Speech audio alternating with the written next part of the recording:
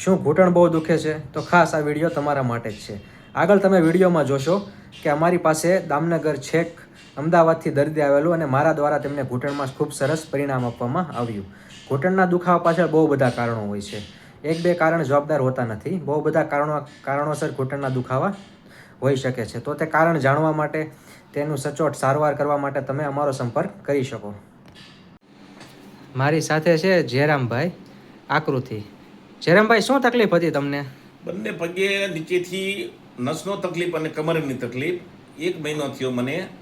અત્યારે સંપૂર્ણપણે આરામ કહીએ તો પણ ચાલે. બિલકુલ એ ચાલવામાં તકલીફ નથી, બેસવામાં કે હાલવામાં કોઈ તકલીફ નથી.